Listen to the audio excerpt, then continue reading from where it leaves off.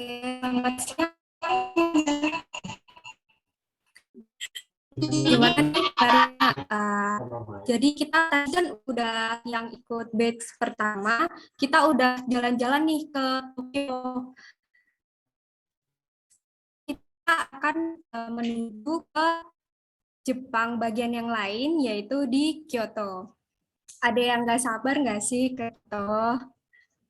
Pengen Oke, banget. untuk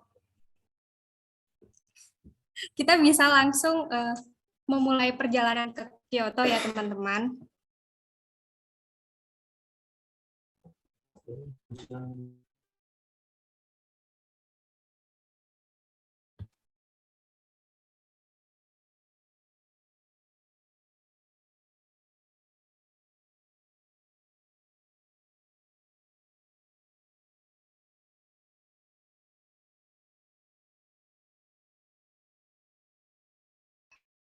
Oke, ayo guys, kabar kalian semua baik-baik kan? Jadi sekarang kita berada di Fushimi. Mungkin kalian pernah lihat di sini gapura yang panjang di lorong. So, stay tune terus untuk di depan layar karena kita akan mengeksplor Fushimi Inari. Sebelum mulai perjalanan virtual kita, posisikan di tempat duduk atau nyaman selama perjalanan kita sejam ke depan, oke? Nah, di depan kita bisa lihat kita disambut oleh dua patung serigala atau kitsune. Menurut kepercayaan, serigala dianggap sebagai pembawa pesan. Oke, maju lagi. Di depan kita sudah bisa melihat ada bangunan kuil yang bernuansa warna merah.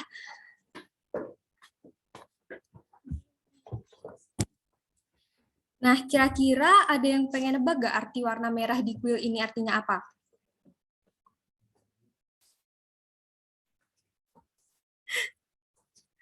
Warna merah di sini artinya memiliki makna yang menggambarkan sinar api atau matahari yang membara, teman-teman.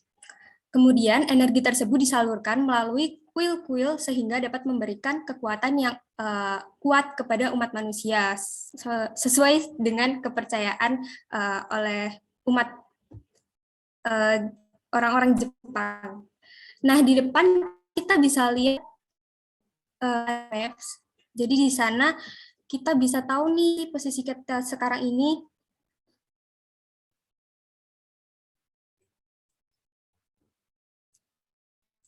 Kita jalan lagi ya teman-teman.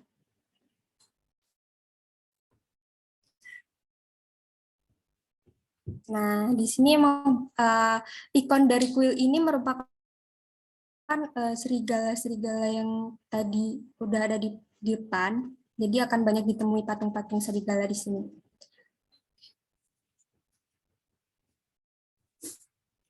Kita sambil jalan lagi ya teman-teman. Nah, karena sekarang masih dalam masa COVID, jadi diwajibkan untuk mengenakan masker sesuai dengan protokol kesehatan. Dan peraturan di sini juga pengunjung tidak diperbolehkan untuk merokok, membawa makan minum dari rumah, ataupun duduk-duduk di tangga biar tidak menghalangi akses jalan gitu. Oke.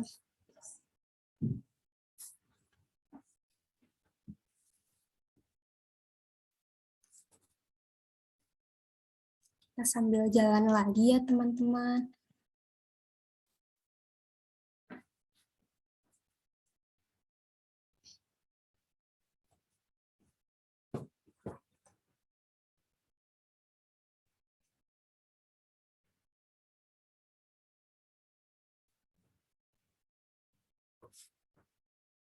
Nah, di kanan kiri ini kita bisa lihat ada banyak kuil yang digunakan untuk beribadah. Nah, di sana sudah terlihat satu gapura warna merah. Gapura ini biasanya banyak ditemui ini di film-film Jepang. Yang suka Jepangan nih pasti nggak asing nih sama gapura ini. Oke, kita naik lagi ke atas.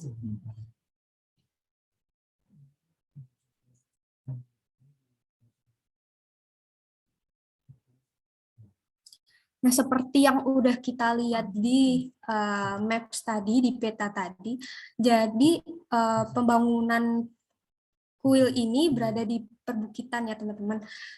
Jalannya itu naik turun. Jadi kalau eh, kita besok ke sana langsung ya, harus menyiapkan benar-benar harus makan dulu sebelum ke sana biar ada energi gitu. Terus menggunakan sepatu yang nyaman karena jalannya jauh banget. Nah, di kanan kiri juga kita bisa lihat banyak pepohonan gitu. Jadi suasananya sejuk banget. Di sini juga tidak ditemukan sampah ya, teman-teman, sangat bersih.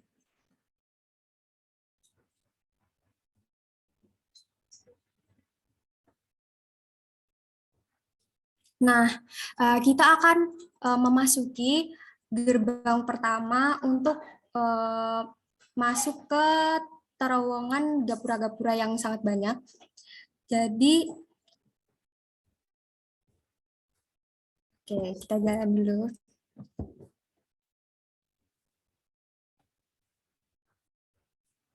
Nah, bisa dilihat kita ada di tengah-tengah ya, udah mau masuk ke gapura.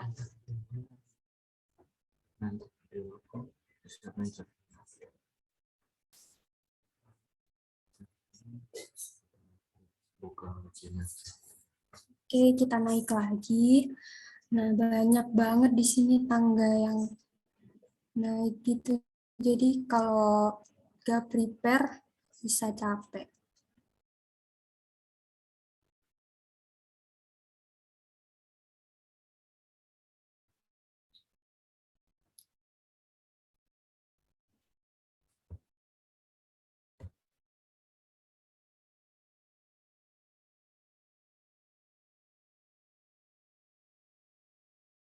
Nah, kita udah masuk ke gapura lagi. Jadi di sini akan ditemui banyak banget gapura yang berwarna merah ini, teman-teman.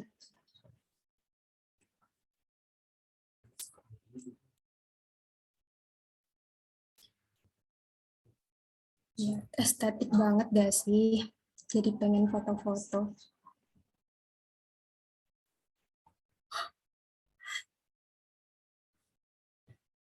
Nah, ini dia penampakan di dalam terowongannya.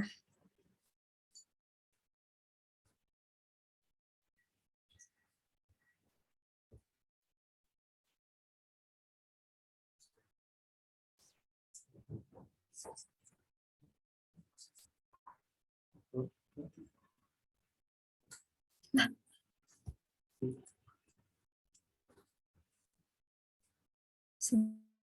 sebentar ya teman-teman. Oke. Nah, sambil kita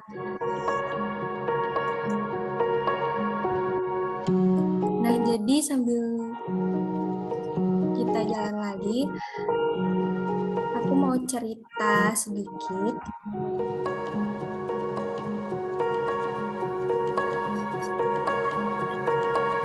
Jadi Fushimi Inari ini dibangun pada dinasti Heian pada tahun 965 untuk menyembah kepada dewa padi. Namun seiring berjalannya waktu, kuil ini menjadi tempat untuk pengusaha Jepang memohon peruntungan dalam usaha mereka. Nah, sambil jalan lagi.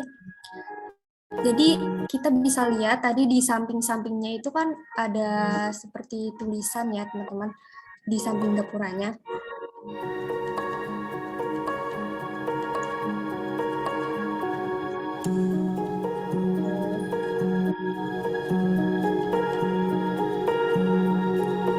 Jadi tulisan-tulisan itu adalah nama-nama perusahaan para pengusaha di Jepang. Jadi mereka menyumbang ke kuil ini dan menuliskan nama perusahaan mereka dan berharap perusahaan mereka akan mendapatkan kesuksesan dan tidak mengalami kebangkrutan.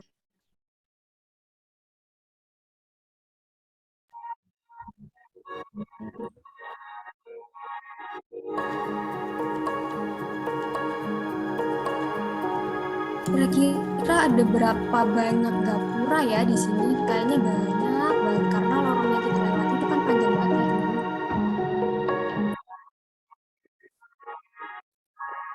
Kira-kira ada yang mau nebak gak berapa jumlah gapura yang ada di sini?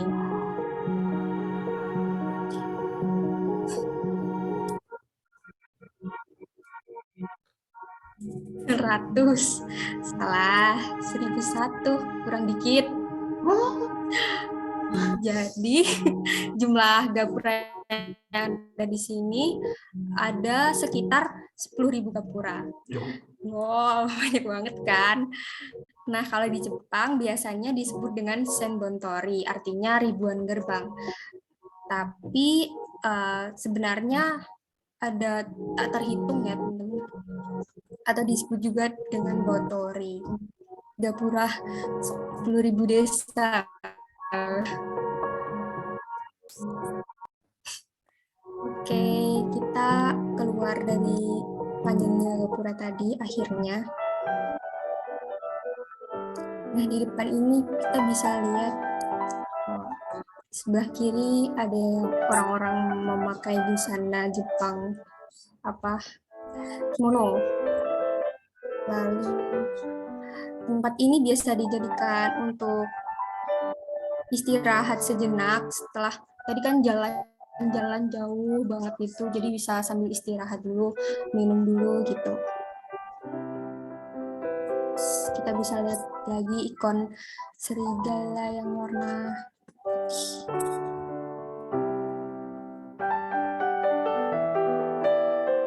Di sini tuh udaranya sejuk banget gitu, banyak pohonnya gitu, rindang.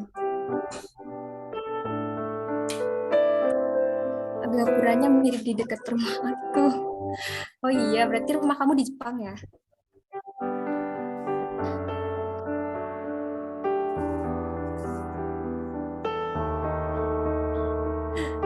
Rajin banget kayaknya. Oke, lanjut lagi.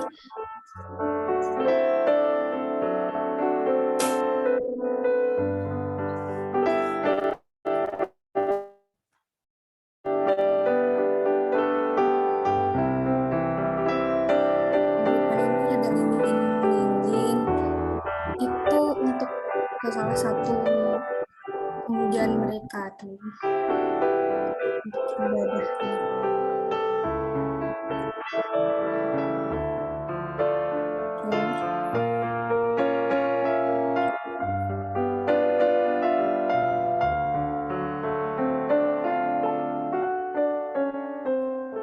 Jalan lagi.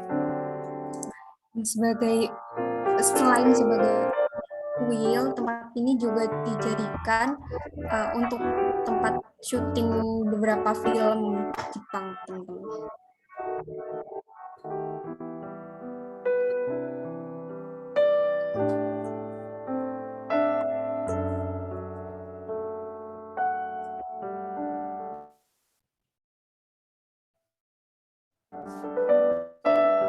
Kita bisa lihat maps lagi. Nah, kalau misalnya ada wisatawan asing yang ingin tahu juga apa yang tertulis di sana tuh bisa langsung scan aja gitu. Nanti bisa diakses melalui handphone masing-masing. Nah, tadi kita lihat ada patung serigala lagi, teman-teman. Kemudian maju lagi, kita masuk ke gapura-gapura lagi. Nah, karena tempatnya di hutan, jadi ini ada banyak ya, salah satunya monyet. Nah, untuk tidak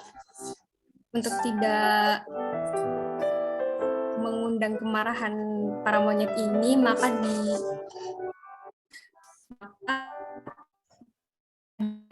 untuk tidak boleh memotret kan gitu guys. Jadi jangan memotret monyet yang ada di sini biar gak pada turun.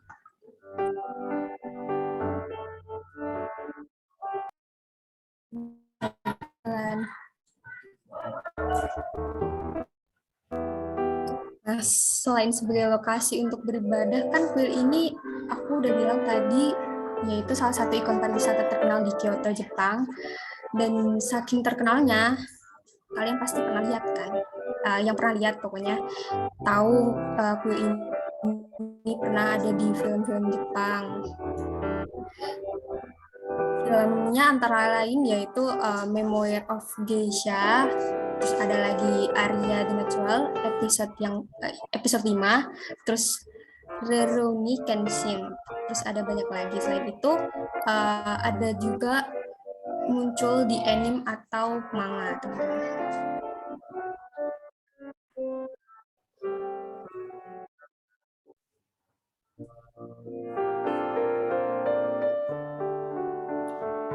Oke, setelah naik-naik terus akhirnya kita menemukan jalan yang turun.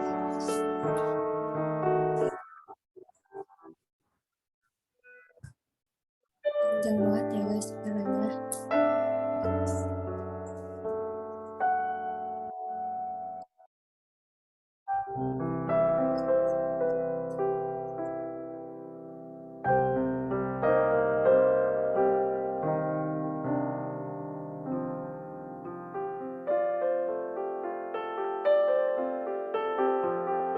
Oke, kita sambil jalan-jalan lagi. Nah, kalau misal kita bisa ke sana langsung, tempatnya estetik banget. Bisa buat foto-foto gitu.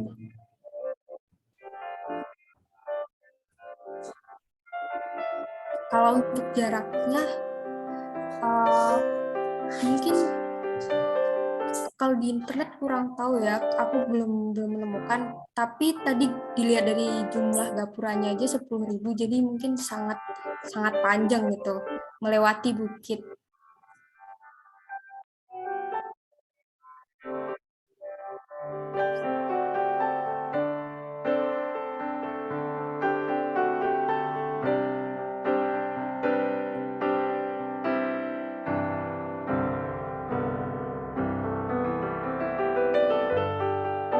Oke, nah setelah melewati perjalanan panjang ini, melewati gapura-gapura yang sangat banyak, tidak terasa kita udah ada di penghujung dari perjalanan kita di Fushimi-Inari. Oke, nah saatnya kita untuk berpindah destinasi ke destinasi selanjutnya, yaitu Philosopher Pet yang akan dijelaskan oleh teman saya, yaitu Gracia San. Silakan.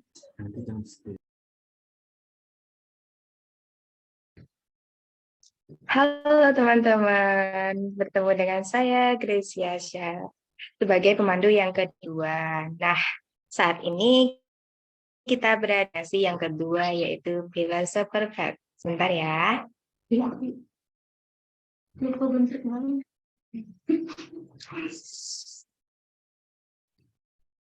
Nah, ini merupakan Philosopher Pet yang berada di Kyoto. Karena dari kami sebelumnya belum pernah ke negara Jepang, jadi kami menggunakan dokumentasi dari channel YouTube Clips Japan dalam virtual tour ini. Philosopher Pet atau Tetsugaku no Michi sendiri merupakan jalan setapak mengikuti kanal yang dipagari oleh ratusan pohon bunga sakura, dan jalan ini memiliki panjang sekitar 2-3 km dan dimulai dari Ginkakuji hingga berakhir di dekat kuil Nannenji. Jalan ini terkenal karena Nishida Kitaro, salah satu filsuf yang paling terkenal di Jepang yang dikatakan berlatih meditasi sambil berjalan di rute ini dalam perjalanan hariannya untuk ke Universitas Kyoto. Biasanya, pohon bunga sakura akan mekar dengan indah pada bulan April saat musim semi, menjadikan tempat melihat bunga sakura atau dalam bahasa Jepang bisa disebut dengan hanami. Dan bisa dilihat banyak orang yang Jepang datang maupun orang mancanegara yang datang untuk melihat keindahan bunga sakura. Selain itu, kita juga bisa Lihat dengan seksama, kondisi kanal yang ada di Jepang maupun di sepanjang jalan ini sangatlah bersih. Tidak ada satupun sampah yang berserakan. Mengapa bisa demikian, teman-teman? Ada yang tahu nggak?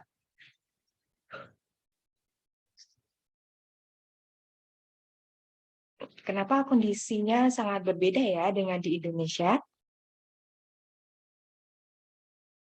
Ya, bisa dilihat ya, di Indonesia itu kondisinya sungainya bagaimana, di Jepang bagaimana.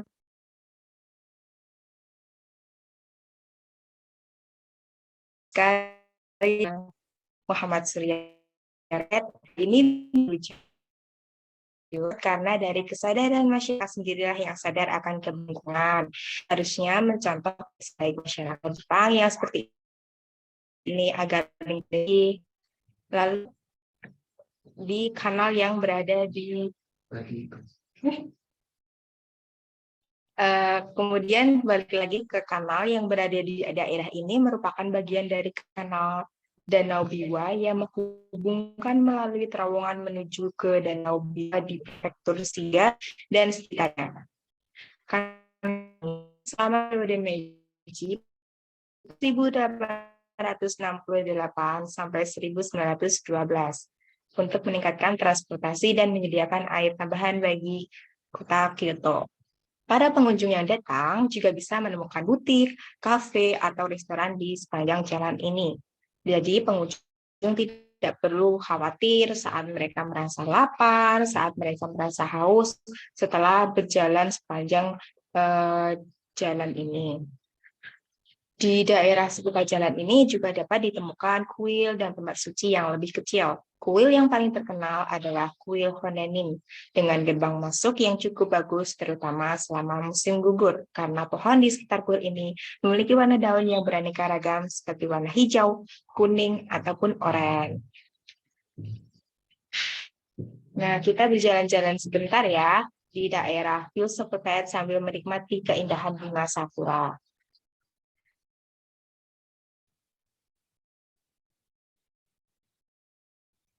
Ini bisa dilihat wisatawan sedang menikmati musim semi sembari melihat keindahan bunga sakura. Nah, teman-teman, ada yang tahu nggak ada berapa jenis bunga sakura sih di negara Jepang? Nggak tahu, Kak. Berapa tuh? Jadi sebenarnya terdapat lebih dari 200 jenis bunga sakura yang tumbuh di Jepang. Namun terdapat 5 jenis bunga sakura yang sangat populer, yakni yang pertama ada Somai Yoshino.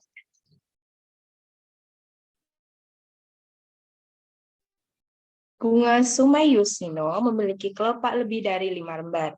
Sebelum bunga Somai Yoshino keluar daunnya, warna bunga akan berubah menjadi pink samar, kemudian mekar menjadi warna putih. Namun, bunga Somai Yoshino diambil dari sebuah nama desa di akhir zaman Edo, yaitu Desa Somai yang terkenal menjualbelikan bunga Sakura Yoshino. Bisa dilihat pada di video ini. Nah, ini yang putih-putih ini merupakan bunga sakura jenis Somai Yoshino. Lalu yang kedua ada jenis bunga sakura Yamazakura atau bunga sakura liar. Bunga Yamazakura memiliki 5 lembar kelopak dan berwarna putih, kemudian akan berwarna pink gelap ketika mekar. Bunga Yamazakura juga sangat mirip dengan bunga Somai Yoshino. Karakteristik yang paling menonjol dari kedua bunga tersebut adalah munculnya bunga dan daun pada saat yang sama. Perbedaan dengan bunga Somai Yoshino dan bunga Somai Yoshino akan berwarna putih saat mekar daripada bunga Yamazakura. Namun untuk ukurannya sendiri sama-sama berwarna kecil. Konon katanya bunga sakura jenis Yamazakura jenis ini adalah sudah ada sejak dulu dan sering muncul dalam puisi.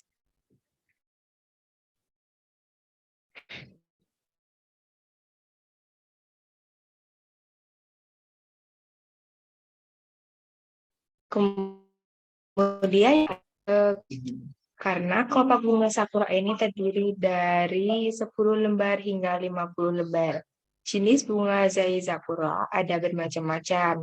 Ketika bunga ini mekar, ada yang berwarna kelopaknya putih, pink gelap, dan warna lainnya. Terkadang, bunga ini juga disebut dengan nama Sato Zakura. Lalu yang keempat ada bunga Shidare Zakura atau bunga sakura menangis. Karakter utama bunga ini adalah cara tubuh dan mekarnya yang menyebar seperti air mancur. Seperti halnya bunga sakura Somei Yoshino. Bunga ini merupakan varietas Edohigan yang tangkainya jatuh ke bawah hingga disebut pohon sakura menangis. Bunga ini juga terkenal sebagai sebutan bunga kota Kyoto. Lalu dan yang terakhir itu ada bunga Kyoiko atau Enzo kuning. Bunga ini memiliki 10 hingga 15 lembar kelopak yang tumpang tindih ketika musim semi tiba. Bunga dan daunnya memiliki warna yang sama, sehingga sulit menyadari keindahan bunga sakura jenis ini. Seolah-olah bunga ini menyembunyikan keindahan dirinya karena kerendahan hatinya. Nah, teman-teman, menurut kalian bunga apa sih yang indah menurut kalian?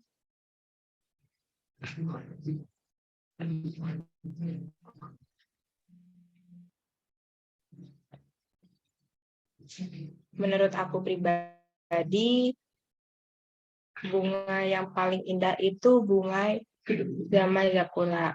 Itu karena berwarna pink saat mekar dan sangat indah.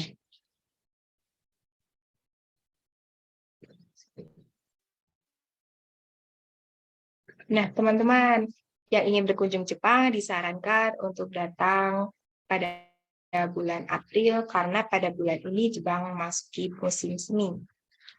Dan teman-teman yang ingin melihat keindahan bunga sakura disarankan untuk datang ke Village Super Park nih.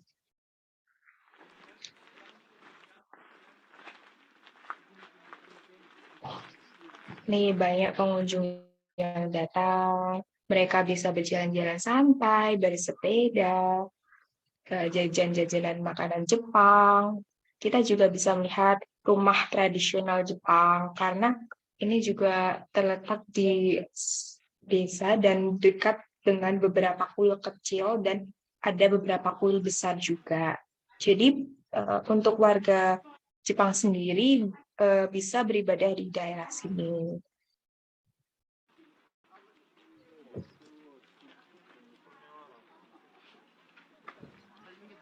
Nah, mungkin dari destinasi kedua kita sudah cukupkan. Kita lanjut saja yuk ke destinasi yang ketiga. Dan nggak sabar kan? Mari kita lanjutkan. Halo teman-teman. Oke, siapa yang masih semangat nih ngikutin turnya? Waduh, saya sih semangat ya, karena bagian saya. Jadi, kita bakal masuk ke ini nih, destinasi ketiga. Mungkin yang udah lihat posternya mungkin udah tahu ya, cuma kita anggap aja ini secret ya, diam-diam aja gitu. Bilang aja kita nggak tahu. Wah, karena aku pengen surprise. Jadi, aku pengen puterin sebuah lagu, bukan lagu sih, sebuah suara. Nah, kalian boleh tebak ya, ini suara apaan sih? Waduh. Suara apa yang mana sih? Ini dia. Wait ya. Oke. Wah, apa tuh? Kedengarannya ya? Sabaran lagi ya.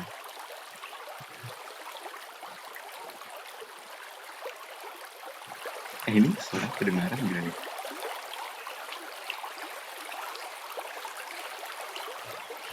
Oke. Coba di chat dong. Ada yang bisa nebak nggak? Ini suara apa nih? Kayak suaranya itu begitu merdu, ada kicauan burung. Menurut kalian nih, nah, air. Ya, ini clue besarnya nih, air nih. Bisa. Nah, menurut kalian nih, air di mana sih menurut kalian? Kok airnya kayak bunyinya gitu. Tapi enak banget, nggak kayak air di laut gitu yang gitu. Aduh, bukan ya. Jadi ini adalah bunyi air, aliran air di sebuah sungai. Nah, kalian kalau dengar ini kan mungkin kayak perasaan kalian tuh jadi kayak lebih terbuka gitu. Wow, air zam-zam. Iya, bener. Karena ini airnya juga ini membuat ketenangan, segala macam. Oke, kita stop dulu ya bunyi airnya. Nah, kalau kalian sudah tahu ini ternyata bunyi air yang mengalir, nah ini adalah bunyi suara air sungai. Nah, jadi itu clue besarnya ya. Ini kita akan berwisata ke daerah-daerah sungai nih. Oke, aku bakal tunjukin ke kalian ya. Ini daerahnya di mana sih kalau di Kyoto? Itu. Wait ya. Kita lihat. Ini di mana ya? Wow. Terlihat apa nih? Sebentar ya. Oke, ini udah terlihat peta ya. Sebuah Google Maps sudah terpantau. Nah, ini kalian bisa lihat, ini adalah Kyoto ya. Ini Kyoto. This Kyoto. Kyoto itu terletaknya di sini ya, guys. Nah, itu terletak di daerah-daerah selatan dari Jepang.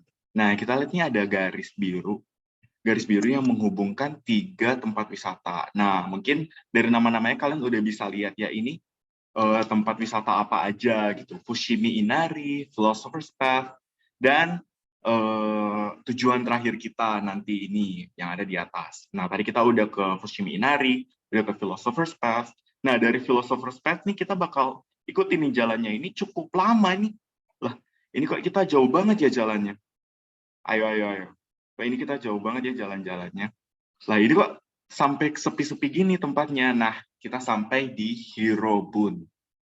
Nah, teman-teman, ada yang bisa tebak nggak Hirobun ini apaan? Aku namanya cuma Hirobun doang gitu, kagak ada Philosopher's Path gitu kan, itu berarti jalan setapak gitu. Nah, Hirobun ini apaan gitu?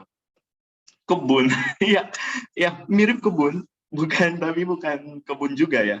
Ini lebih ke hutan apa? Kayak ada rivers seperti yang tadi. Nah, daripada banyak menebak-nebak ya, dengan jarak yang 1 jam dari Philosopher's Path, kita mengarah ke utara Kyoto, mengarah ke daerah rural, ke daerah pedesaan. Oke, kita langsung saja lihat video yang bakal aku share. Oh iya, bakal akan di-share ya. Oke, kita akan melihat. Ya, jadi ini Hirobun. Oh, ini Hirobun. Ini Hirobun. Boleh. Jadi ini Hirobun Restaurant untuk Nagashi Somen. Nah, kalau kalian dari namanya itu berarti ini restoran ya. Ini sebuah tempat makan. Mungkin tadi kita udah capek ya ke jalan.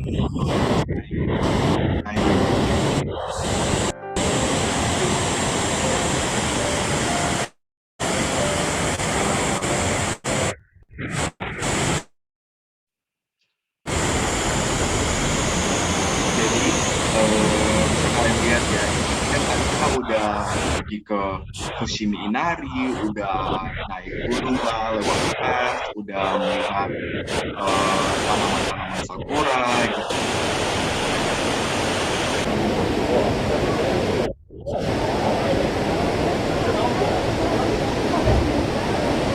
Nah, mungkin kalian kalau dengar nih, lah suaranya kok nggak se-relaxing tadi ya?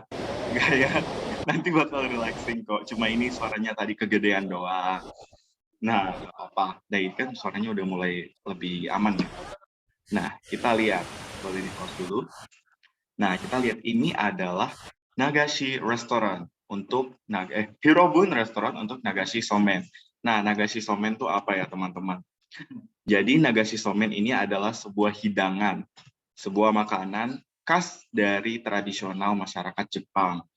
Nah, hidangan ini tuh berupa mie gitu. Jadi kayak mie, kalau kita lihat tuh kayak mungkin kayak mie bihun gitu. Nah, kayak rice noodle gitu ya, kayak bihun gitu. Tapi sebenarnya nggak bihun-bihun banget ya, bukan kayak bihun-bihun yang ada di Indonesia. Ini bihun-bihun Jepang nih, berbeda. Jadi ini adalah salah satu kuliner khas Jepang. Nah, ini makanan tuh cuma kayak bihun. Terus nanti kalian celupin ke suatu kuah yang berisi flavoring atau berisi rasa-rasanya, berisi apa segala macam gitu. Wah, bihun burung dara.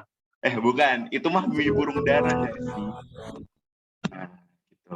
Nah, jadi ini makanannya sangat sederhana, tapi bisa kalian lihat dari tempatnya Hello, itu minasan, konnichiwa. Welcome back to my channel.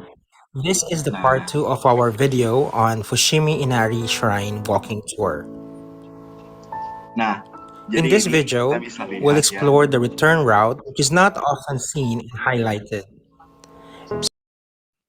Nah, jadi ini restorannya itu tempatnya cukup anti mainstream ya. Jadi itu berada literally di sungainya berlangsung gitu. Jadi bukan cuma di sebelah sungainya, tapi benar-benar langsung di sungainya. Nah, kalian bisa lihat nih, ini benar-benar di tengah sungainya ini. Cuma kok mereka kebanjiran ya, karena mereka ada platform. Nah, jadi ini tuh tempatnya itu, mungkin kalau di Indonesia udah ada beberapa ya konsep yang kayak begini gitu. Konsep di mana orang-orang makan di benar-benar di aliran sungainya, kan membawa kedamaian juga ya. Ya benar, di Pringsewu juga ada. Di mana itu? Aku juga nggak tahu sebenarnya. Tapi ya iyain aja, siapa tahu kamu tahu ya di sana. Iya, banyak cabangnya, karena aku juga udah sering lihat tuh banyak konten TikTok gitu, hidden gem segala macam gitu, yang tempat makannya bener-bener kakinya nyelup gitu, sampai udah nyelup, kayak gitu. Nah, ini sendiri konsepnya ini adalah konsep tradisional yang sudah dimiliki oleh masyarakat Jepang dari dahulu kala. Jadi masyarakat Jepang itu udah mengimplementasikan cara makan ini udah dari dulu. Dan masakan yang dimakan di tempat ini juga itu adalah masakan tradisional yang memang udah dari dulu dijalankan oleh masyarakat Jepang. Nah, mungkin kalau di Jogja ini sekarang akhir-akhir ini kok hujan-hujan mulu ya, kayak dingin gitu. Waduh, ini sebenarnya nggak cocok ya buat kita, karena ini makanannya itu berupa mie yang disiram air segar. Jadi kayak itu tuh alirannya air segar gitu. Nah, itu yang bikin refreshing. Nah, ini adalah kuliner khas orang Jepang kalau saat lagi musim panas, misalnya ya. Nah, kalian bisa lihat nih, coba di pause dulu ya. Nah, kalian bisa lihat ini ya. Nah, ini jadi mereka tuh cara makannya itu dari bambu. Jadi aliran bambu gitu, jadi dari ada bambu gitu dibikin gini. Nah, aliran bambunya itu dialiri air. Yang pasti ini udah steril ya. Kalian bisa lihat itu di bambunya juga dikasih besi aluminium gitu ya. Besi aluminium gitu untuk biar steril gitu ya. Dan aliran airnya juga lebih lancar gitu. Nah, kalian bisa lihat tuh, jadi mie-nya itu bakal diluncurin aja begitu. Jadi kalian tuh ini selain kalian refreshing, makan mie yang segar gitu, dingin-dingin kan, kayak lagi musim panas gitu. Aduh, aku butuh yang seger nih. Siapa sih yang nggak butuh seger-seger kalau lagi panas-panas gitu ya? Apa sih butuh ya kesegeran-kesegeran seperti ini? Nah, ini tuh airnya sangat segar dan pastinya airnya bersih ya guys, bukan air kotor, bukan air got. Tapi air got di sana juga bersih-bersih ya. Oh ya di sana ya. Kalau ya nggak sih?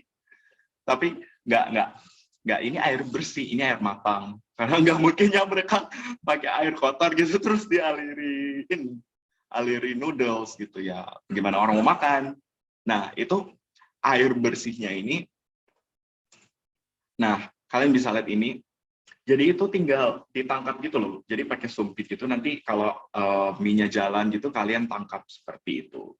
Nah, kalian bisa tangkap itu, terus tinggal kalian ambil mie-nya, dan kalian celup deh di kuahnya. Nah, ini kalian bisa lihat nih, kuahnya ini. Ini kuahnya warnanya sedikit-sedikit butek ya. Nah, itu yang membuat flavornya gitu, yang ada rasanya gitu. Ya kan? Nah, itu sendiri kuahnya itu terbuat dari dashi. Dashi itu kayak apa? Dashi itu kayak rumput laut, tapi yang apa? bukan dasi ini ya, bukan dasi pakaian. Ini kita nggak lagi table manner. Tapi ini dashi, dashi, dashi, gitu ya. Dashi, ya benar sekali. Dashi dari dari rumput laut gitu. Campuran dashi dan juga soy sauce gitu. Soy sauce yang apa ya? Bukan kecap tapi soy sauce yang kayak apa?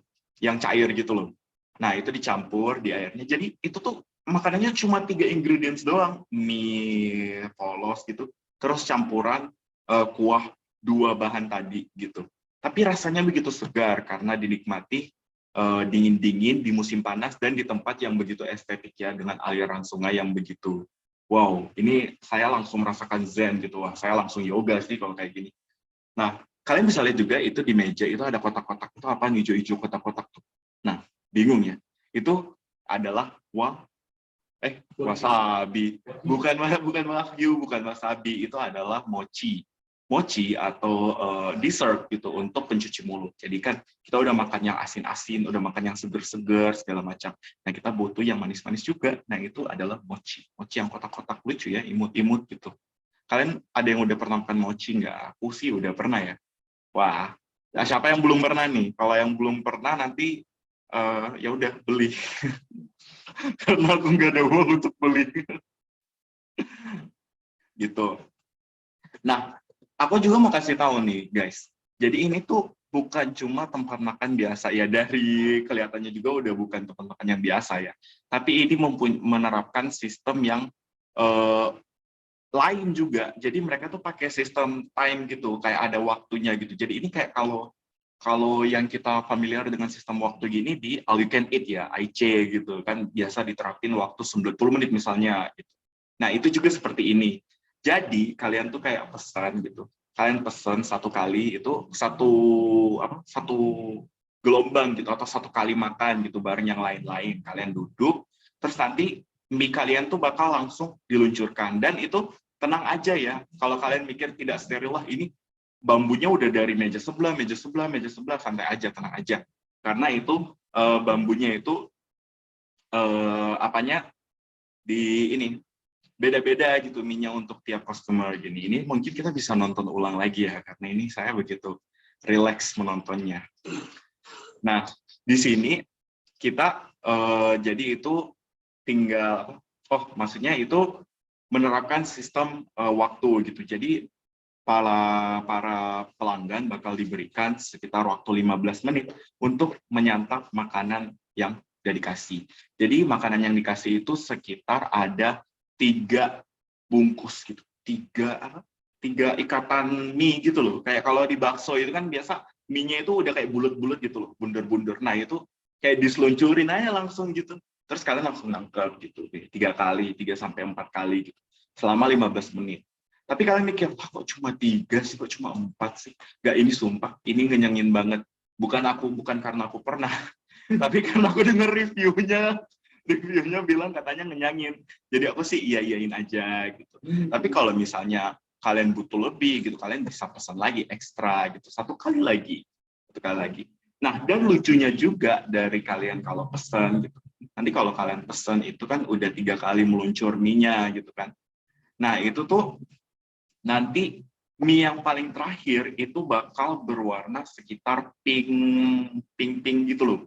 Kayak lucu-lucu gitu, kayak ini mie sakura apa ya? Bukan mie sakura. Maksudnya ini mie rasa sakura ya. Enggak, guys. Bukan mie rasa sakura. Ini cuma mie warna merah muda aja gitu. Itu penanda apa? Ini apa ya? Sangat cerdik juga ya mereka lakukan untuk memberitahu kepada customer bahwa waktu mereka udah selesai gitu. Jadi kayak mie pink itu loh.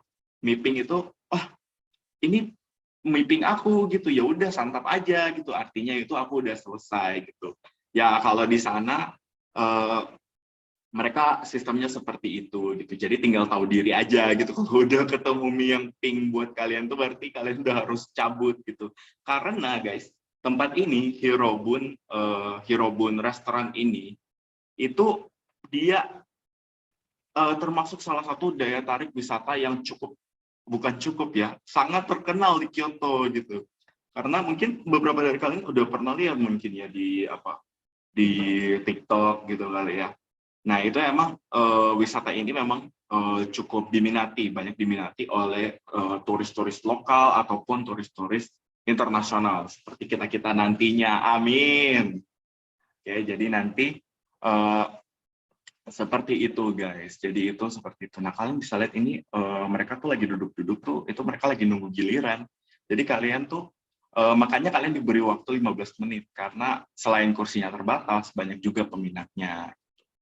Tapi ya itu bakal worth it, semua bakal terbayarkan dengan apa ya? Dengan pengalaman yang kalian dapati is like never before gitu. Karena ya dengan pemandangan yang adem gitu ya, tahulah hutan-hutan Jepang itu seadem kayak apa. Kalian lihat di layar zoom yang burik ini aja itu kalian bisa lihat keademannya itu. Waduh, saya merasa boleh saya ambil gitu terus saya masukkan ke dalam hati saya gitu selama UTS ini ya. Biar saya merasakan kedamaian, tapi kalau dari menonton ini saja sudah merasa damai banget ya guys. Dengan aliran sungai yang begitu jernih, dan suara yang begitu merdu, dan makanan yang enak, kalian dapat merasakan experience ini dengan harga yang lumayan, tapi enggak mahal-mahal amat dibandingkan dengan restoran-restoran seperti ini. Jadi restoran-restoran seperti ini tuh guys banyak yang Nagashi Somen ini. Tapi kenapa yang terkenal di Hirobun gitu, yang di Kyoto, selain tempatnya itu begitu otentik, namun harganya juga yang terkesan lebih terjangkau gitu. Ya bener banget, rekomen buat healing tuh. Aduh, saya butuh healing sih, info healing setelah UTS. Oke, jadi seperti itu ya guys. Jadi ini tuh wisata di Kyoto. Setelah kita wisata-wisata tadi, kita udah selesai makan ya. Jadi dari kalian sendiri, setelah kalian menonton wisata-wisata yang sudah kami berikan gitu, dari pemandu Lala, pemandu Nabila Nora yang memandu di Fushimi Inari gitu, kemudian juga pemandu Gracia yang memandu di Philosopher's Pass, kemudian terakhir saya yang memandu kalian ke Hirobun Restoran, merasakan Nagashi Somen. Menurut kalian tuh Kyoto tuh apa sih? Maksudnya kota yang vibes-nya itu seperti apa sih? Ayo coba komen atau on cam gitu, on cam terus on voice, on mic, on voice, on mic. Jadi menurut kalian tuh Kyoto tuh kayak apa? Kalau misalnya aku sendiri ya, aku tuh kayak lihat Kyoto itu adalah tempat yang begitu adem, begitu menerapkan sisi tradisionalnya gitu. Halo teman-teman yang di TLC. Jadi menurut kalian nih gimana nih kalau di Kyoto sendiri? Aku sih kalau lihat dibandingkan dengan kalau dibandingkan dengan situasi di Indonesia ya, itu tuh kayak Tokyo itu Jakarta, Kyoto itu Yogyakarta, iya nggak sih? Iya nggak sih? Udah dari namanya yang mirip-mirip, terus sama-sama ibu kota dan mantan ibu kota gitu.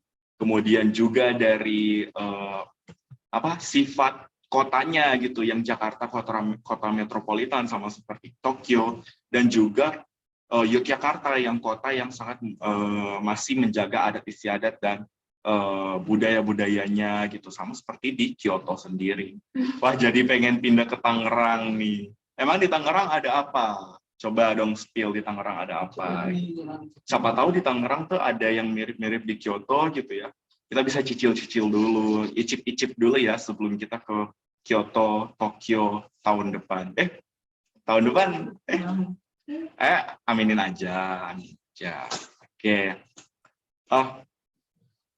Ada dong, siapa dong yang mau nanya gitu, siapa tahu ada yang perlu ditanyakan dari pemanduan kami tadi.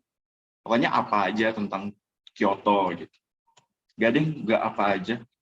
Aku bukan orang yang tahu apa aja. Tapi ya tentang destinasi-destinasi tadi.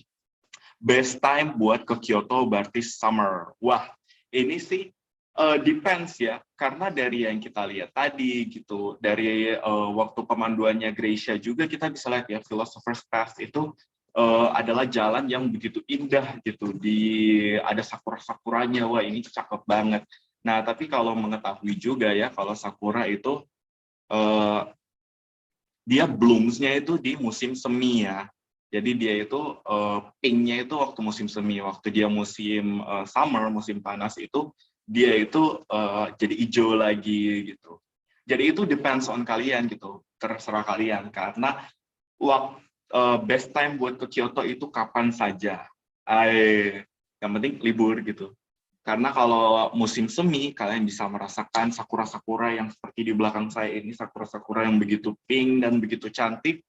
Terus di summer, kalian bisa merasakan kesegaran Nagashi Somen ditemani dengan derai bunyi-bunyi suara-suara ini ya. Suara-suara apa namanya? Suara-suara ini. Aliran air. Ini kita sambil putar air lagi kali ya, biar aku jadi bikin. Kemudian juga di musim gugur, nah tempat-tempat sakura-sakura yang di belakang ini musim gugur bakal berguguran dan mereka bakal berubah warna jadi orange, kecoklatan. Nah itu juga walaupun mereka gugur dalam artian mati ya, gitu, tapi indah juga ya untuk dipandang gitu ketika musim gugur. Dan juga kalau musim dingin ya tentu saja kita bisa merasakan salju. Aku sih belum pernah nyentuh salju ya, pernahnya nyentuh es kepal Milo doang. Kyoto enak buat healing ya, dari kalian lihat sendiri ya, tempat-tempat wisata yang udah kita kenalkan nih, kita coba se-diverse mungkin, dari kuil, dari sebuah jalan setapak, dari alamnya, segala macam, itu kita bisa lihat sendiri ya, betapa ademnya, betapa kayak, wah, ini tuh peace banget gitu, peace with me. Wow, aku jadi, kalau menurut aku ya, Kyoto itu emang enak buat healing ya, kalau kita tahu tempat yang tepat gitu. Sepertinya tidak, karena dompet kita tidak healing ya. Waduh, ya gimana ya aku jawabnya gitu ya. Selama kalau kita misalnya ada rezeki yang berlimpah gitu, ya itu kesehatan mental kita juga perlu juga ya guys. Kesehatan mental itu sangat penting karena baru beberapa hari yang lalu itu baru mental awareness day gitu. Nah, itu mengingatkan kita untuk tetap menjaga mental kita gitu. Ya, dengan menjaga mental kita itu dengan cara apa? Ya healing gitu, jalan-jalan. Seperti kita anak BPW, bisnis pariwisata itu jalan-jalan kayak. Ya deng, seru, kita semua sultan. Waduh. Ayo menabung untuk ke Kyoto. Ayo menabung ya guys. Yang menabung rezekinya berlimpah. Ya nggak sih? Oke. Kalau yang mau belajar menabung juga, belajar manajemen keuangan dari Pak Elton. Biar pinter, biar bisa punya uang untuk ke Kyoto dan Tokyo. Jadi Tokyo yang tadi siapa sih yang udah nonton Tokyo? Ayo coba resen. Aku sih udah nonton tadi ya. Aku udah nonton yang Tokyo tadi. Wah, ini ada beberapa ya. Ya emang tadi Tokyo juga itu sangat seru ya. Walaupun sangat kayak ini Kyoto, ini Tokyo gitu, kayak sangat berbeda, tapi itu dua-duanya sama-sama bagusnya, sama-sama serunya. Hiruk pikuk perkotaan gitu, namun kota yang sangat kayak begitu advance gitu, segala macam ada, dan surga bagi para wibu gitu. Dan juga di Kyoto yang begitu adem, begitu tradisional, begitu healing lah istilahnya. Dua-duanya itu begitu bagus untuk kita jadikan tempat untuk berwisata. Oke, ada lagi nggak yang mau nanya? Atau ada yang mau bilang sesuatu gitu setelah kita tour tadi? Menurut kalian seru nggak tour tadi? Nggak seru gimana sih? Menurut aku nggak seru malah tournya. Tapi lebih kayak adem gitu ya. Aku tuh jadi kayak enak gitu. Aku tuh beban aku tuh langsung hilang gitu setelah lihat-lihat tempat wisata tadi gitu yang begitu berwarna, begitu menenangkan gitu ya. Kalau menurut kalian gimana? tentang pemanduan tadi. Apakah kalian enjoy?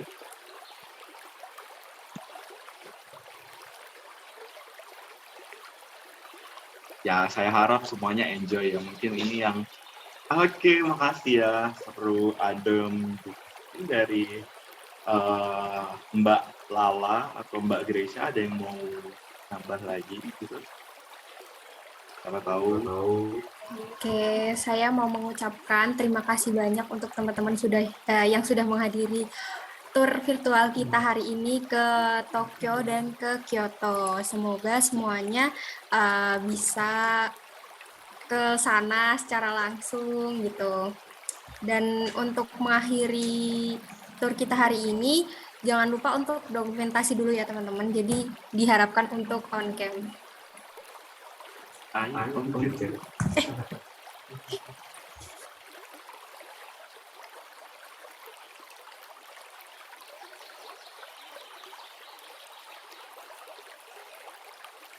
Ini suara background-nya aku ambil dari Selokan Mataram.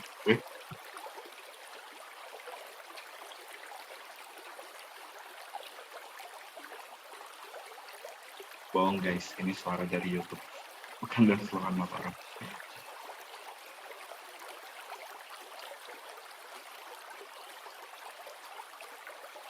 Ayo on cam. Yang belum on cam nih ada Jisoo, ada Calvin, ada Dede, ada Joey, ada Dava, ada Meliana, ada Dias juga, teman-teman di TLC.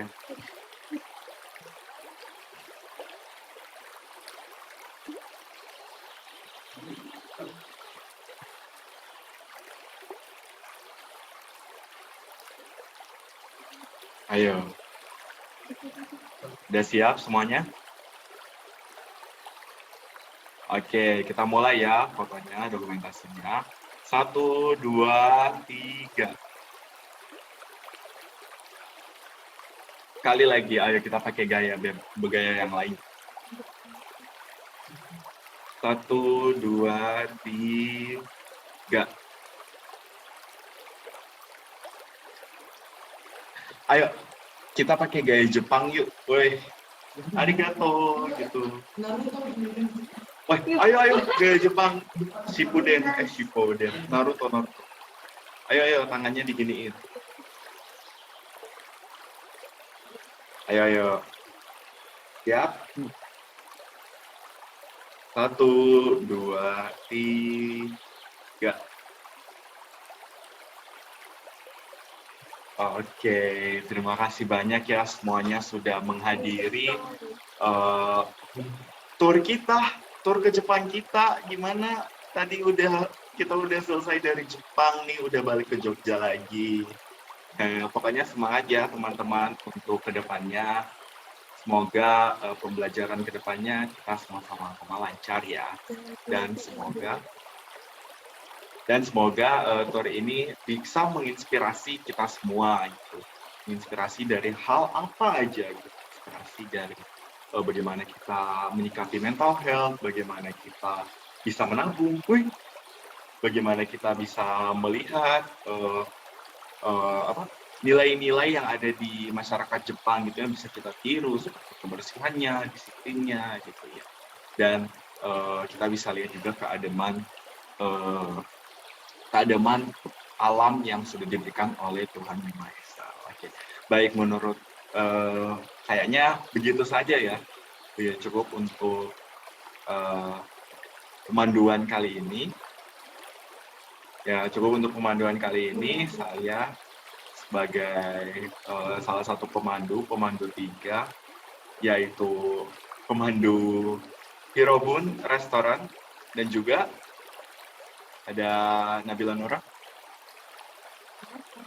Saya sebagai pemandu Fusiminari. Halo, saya Gracia sebagai pemandu Philosopher Path. Dan juga tim dari pemanduan Tokyo, kami mengucapkan terima kasih yang sebesar-besarnya untuk yang sudah menonton dan menyaksikan dan ikut di tour kita hari ini. Dadah. Arigato. Arigato. Arigato gozaimasu.